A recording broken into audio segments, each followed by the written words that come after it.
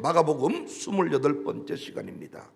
당신이 거하는 동네는 어떤 곳인가? 입니다. 오늘 본문 1절을 보시면 예수님이 거기를 떠나사로 시작합니다. 거기는 가버나움입니다. 갈릴리의 중심 지역. 예수님은 이곳을 중심으로 많은 일을 하셨어요.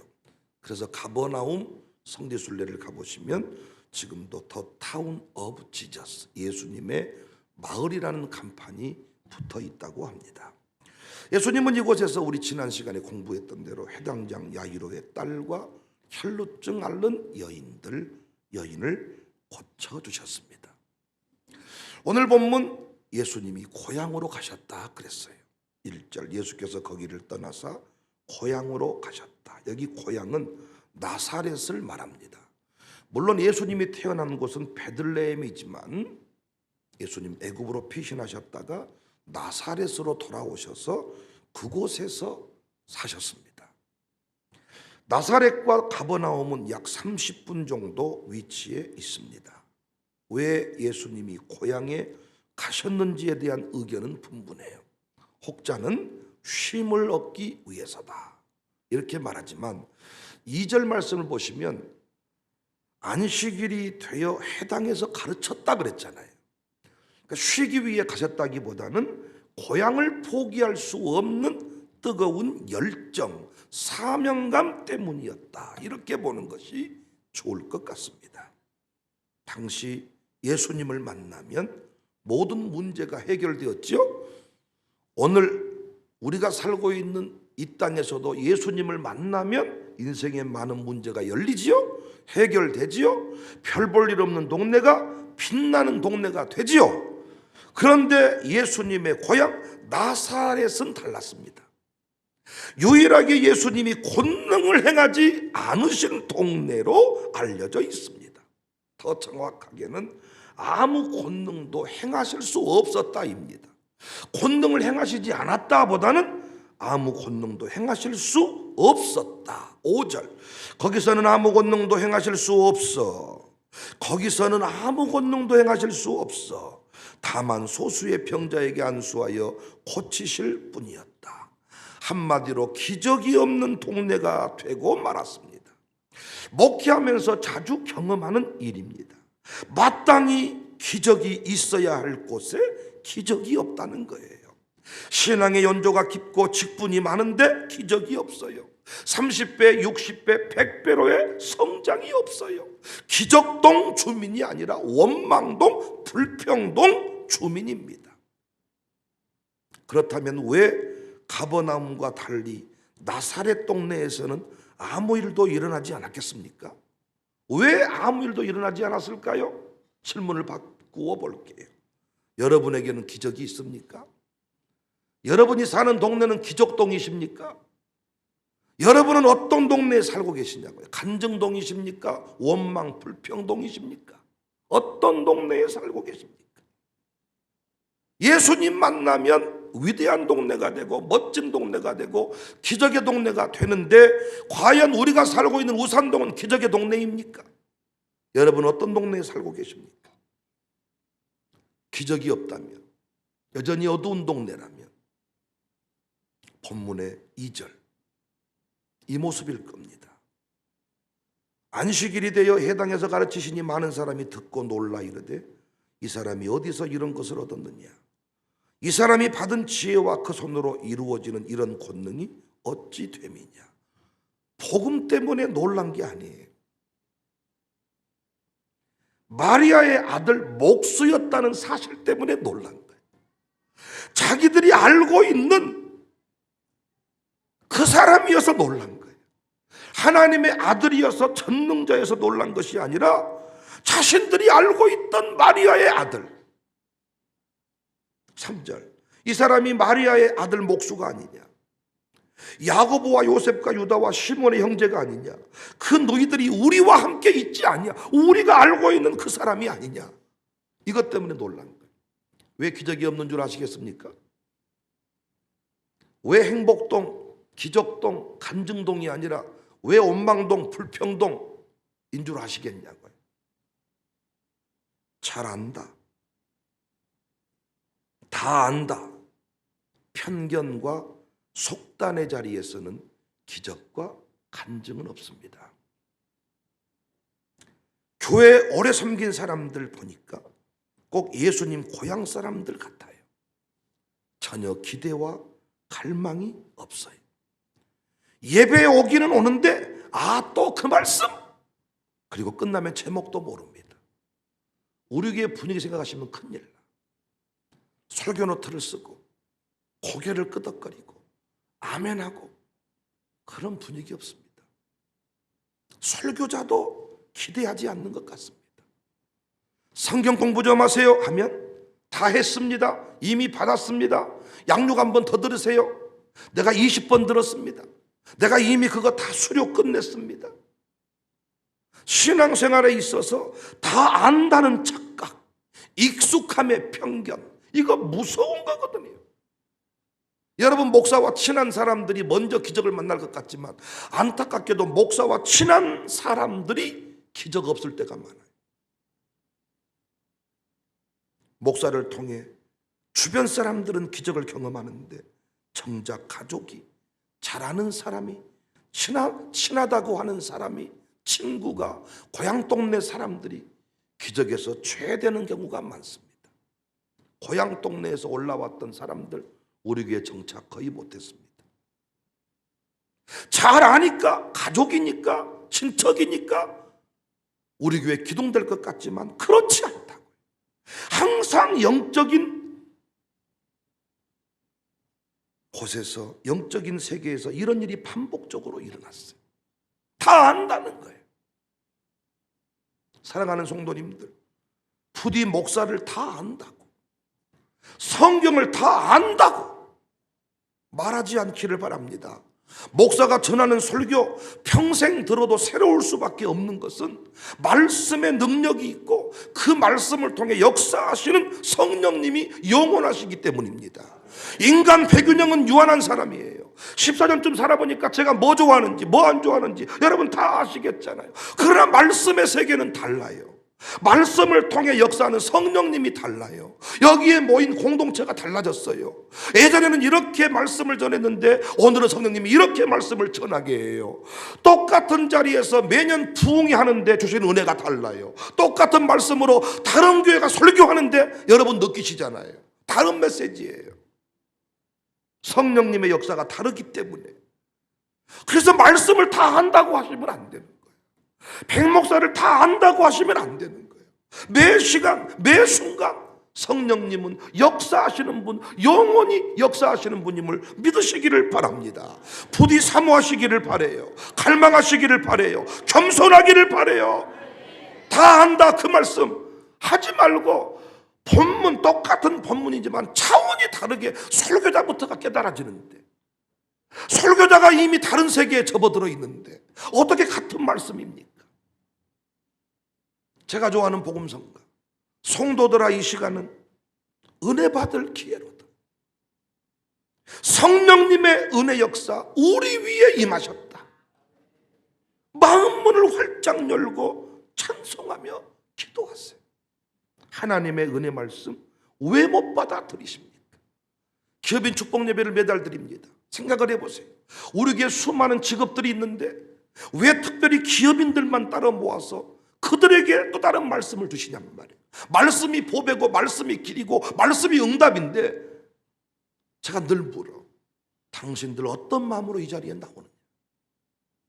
사모함이 있느냐? 어제도 우리 정서가 저에게 그런 얘기를 했어요. 제가 어제 나눴던 말씀은 몸의 제사를 드려라. 왜 온라인 송금하면 되고 회비만 보내면 되지, 이 새벽에 이렇게 모여서 뭘 예배드리게 하고 아침 밥 먹고 이런 모임을 왜 갖냐는 거야. 많은 사람들이 하는 얘기입니다. 차라리 돈 보낼 테니까 그냥 모이라고는 하지 마라. 그러나 성경은 항상 몸을 산 제물로 드려라. 몸의 제사. 네가 받는 모든 땅을 내가 너에게 준다. 선조들에게 약속한 그 땅을 네가 밟아야 너에게 준다는 거예요. 여러분, 제가 프랑스 갔다 왔지만 영상 설교 때 쓰는 그 영상 그 자료들요, 제가 찍어온 것도 있지만 인터넷에 다 나와 있는 거예요. 관련된 영상 얼마든지 자료가 많아요. 근데 왜 굳이 돈 들여서 비행기 타고 프랑스에 가자고 합니까? 현장에 가지 않고는 만날 수 없는 하나님이 계세요. 조상 때부터 역사했던 종교 개혁 때 이 시대 역사했던 그 하나님을 그 현장에서만 만날 수가 있어요. 왜 몸의 제사를 드리라고 했냐? 공동체와 연결입니다. 눈에 보이지 않으면 잊혀져 버려요. 제가 우스갯소리를 했어요. 베베드 피노 대표인 박신혜가 그 모임에 늘 나와 있으면 다른 브랜드의 아동복을 못 입힐 것이다. 늘 나와서 이거 옷이 예쁘네 한마디만 하는 사람들은 양심이 찔려가지고 오늘 하필 다른 브랜드 입혔는데, 그러나 네가 이 모임에 나오지 않으면 우리는 거기로부터 자유하게 될 것이다. 늘 모임에 나와 있고 네 몸을 산 제물로 드릴 때 그 모임은 너를 기억하게 될 것이다. 그랬더니 제주 캠프를 가족끼리 가려고 했다가 자기는 다시 이번에 교회 캠프에 가야 되겠다. 늘 몸을 산 제물로 드려야 되겠다. 그 자리에서 역사하신 하나님을 만난 거지요. 주의 음성으로 받는 거지요. 우리 양육사님들 지금 후반기 양육사 캠프를 준비하고 있는데 여러분은 기대는 하십니까? 갈망은 있으십니까? 저는 매번 진행하는 캠프지만 저는 기대가 있습니다. 왜? 항상 그런 자리에서 만지시는 분이 있더라고요.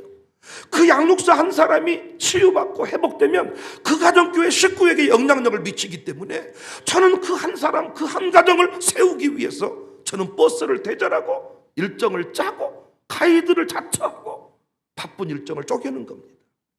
역시 기대한 대로, 갈망한 대로, 사모한 대로 하나님은 채워주시더라고요. 가정교회 모임에 나갈 때도 사모함으로 나간 인생은 가정교회 예배자리가 기적의 자리가 되고 응답의 자리가 되고 양육사의 권면 속에서 평생 해결되지 않았던 문제가 해결이 되고, 갈망이 있는가, 사모함이 있는가, 기대가 있는가, 내가 알고 있는 그 사람, 또 그 설교, 가장 가까운 사람이 기적으로부터 외워버리는 것은 안다고 생각하기 때문에 갈망이 없어요. 저는 예전에 참 감동적이었던 것은 저희 아버지가 할머니를 전도하셨는데 많은 경우는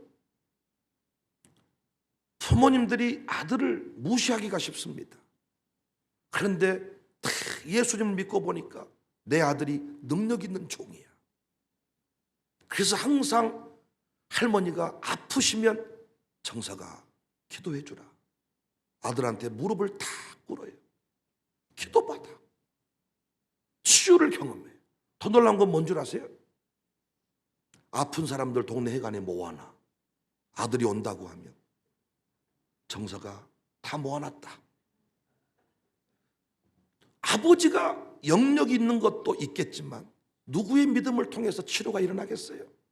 그 할머니 김점래 권사님, 그 할머니 그 권사님의 믿음을 통해서 기적은 일어나는 거예요.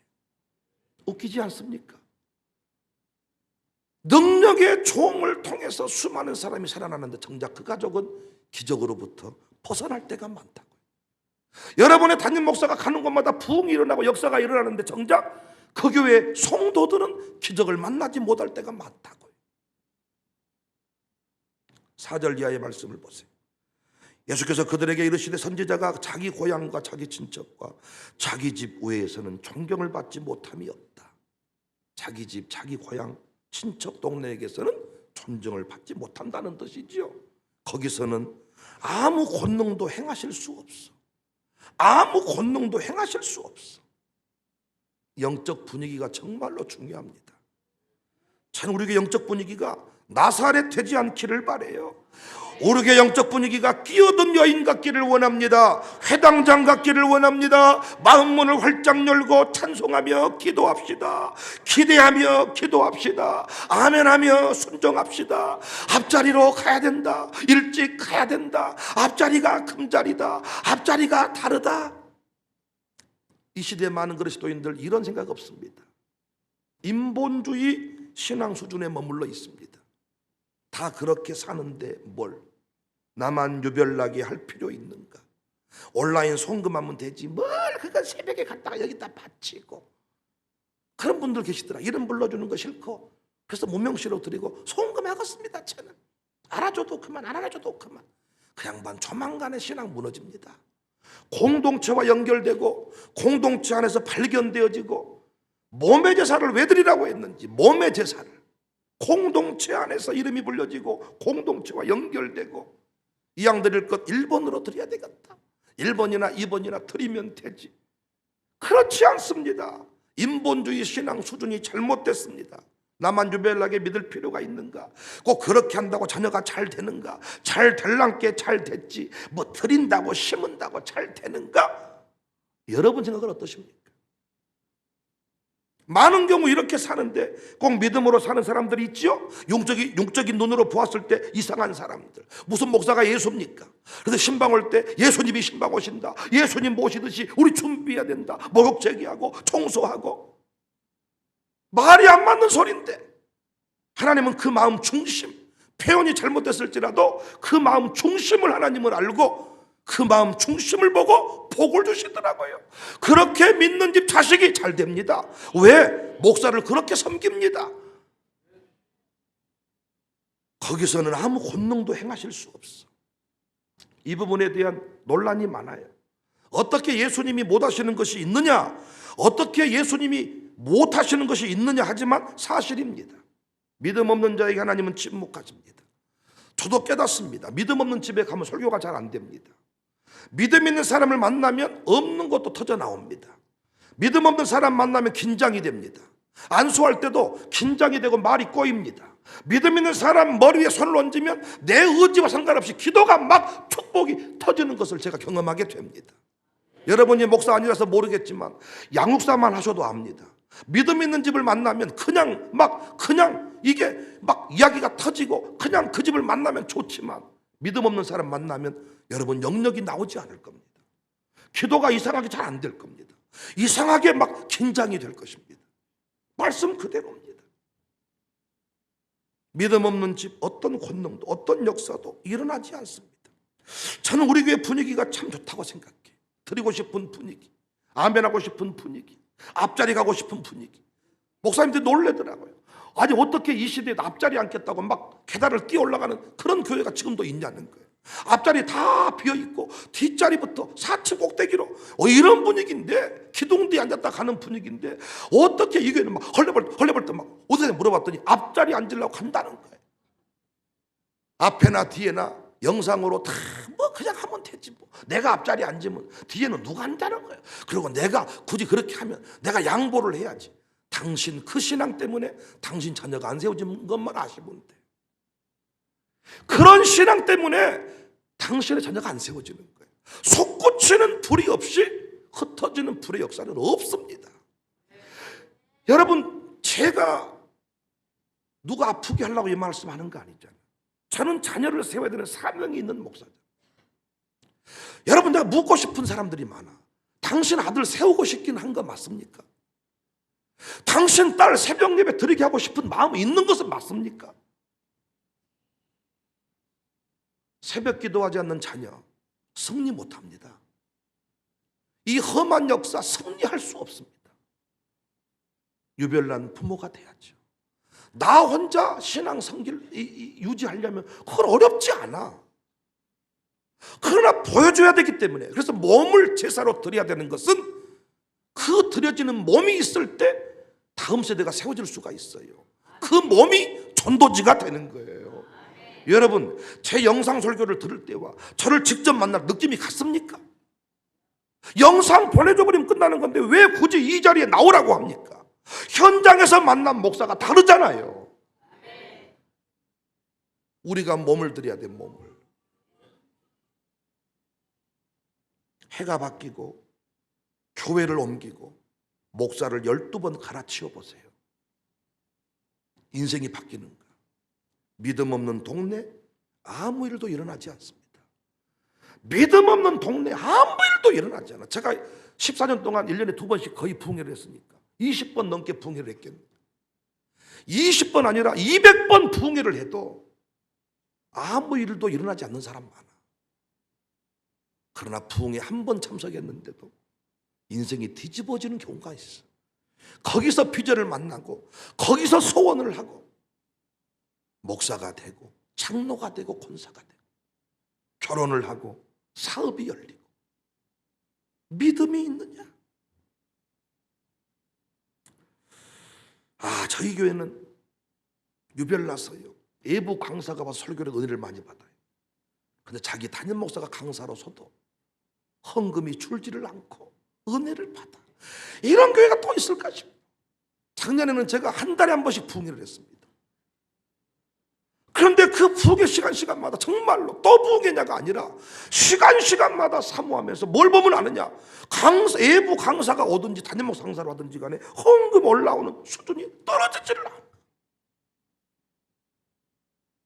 제가 부흥회를 많이 가봤지만 외부 강사가 와도 헌금을 안 해. 교회가 나사렛 분위기 돼버린 거예요. 안 드리는 분위기, 안 모이는 분위기, 아멘 안 하는 분위기. 아멘 안 하는 교회 가시잖아요. 아멘이 안 돼요. 아멘 잘하는 동네 가잖아요. 그냥 아멘이 돼요. 헌금 잘하는 동네 가잖아요. 나도 헌금하고 싶어요. 소원이 뭐냐? 드리고 싶은 거예요. 그런데 헌금 안 하는 동네 가잖아요. 드리는 내가 이상해. 목사님 이름 불러주지 마세요. 시기하는 사람이 많아서요. 그런데 우리는 이름 불러준 것이 좋아서, 그리고 드려진 예물을 박수로 축복해. 이런 분위기가요, 우리가 만들고 싶다고 만드는 거 아닙니다.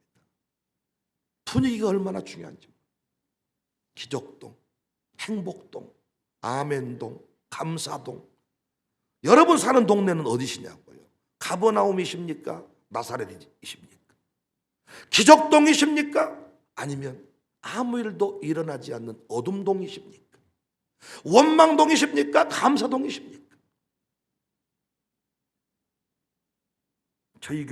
저희 교회가 감사한 게 매일 예배가 부흥회라는 거예요.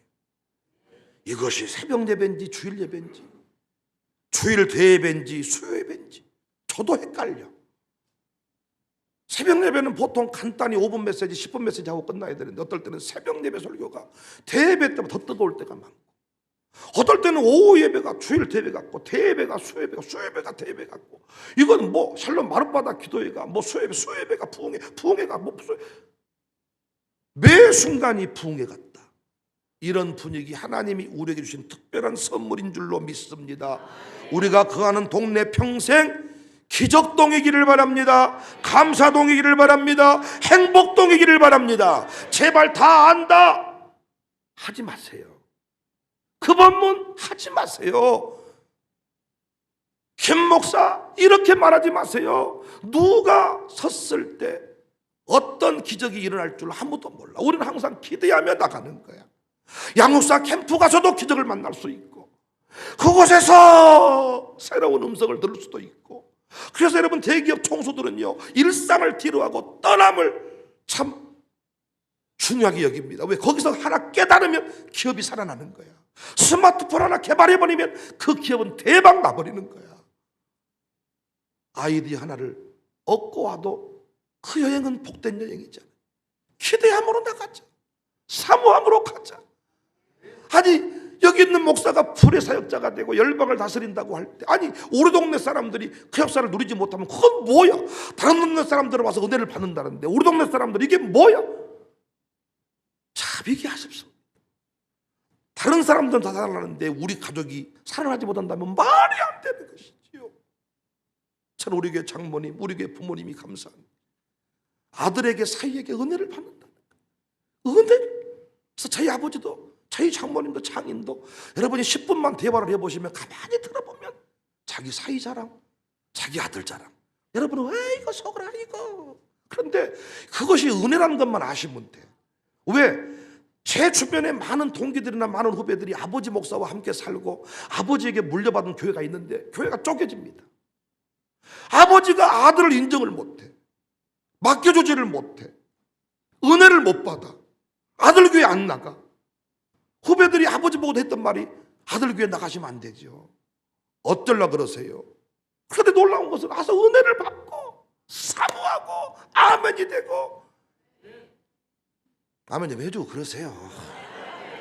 여러분이 제가 모르는 모습이 있는지 모르겠는데 혹시 저 없을 때 막 흉보든가요, 우리 아버지가? 저 새끼를 내가 키웠는데 형편없는 새끼입니다 막 이러던가요? 여러분 때로는 열받는 게 가만히 들어보면 아들 자랑하고 있잖아요. 열받으시잖아요. 또 그 자랑하고 계시네 또. 우리 장인도 앉아있으면 결론은 사기 자랑.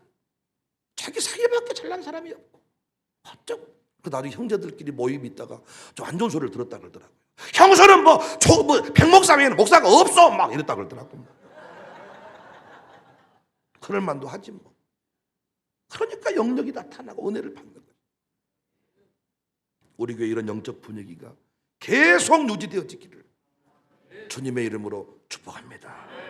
양육사들이 자기 가정교회 분위기를 잘 잡아가셔야 돼. 분위기를 잘 잡아가면 가정교회 식구들이 다 기적을 만나요. 인본주의로 끌고 가지 말고 이 가버나움, 열두의 혈루증 이런 영적인 분위기로 끌고 가시기를 주의 이름으로 축복합니다.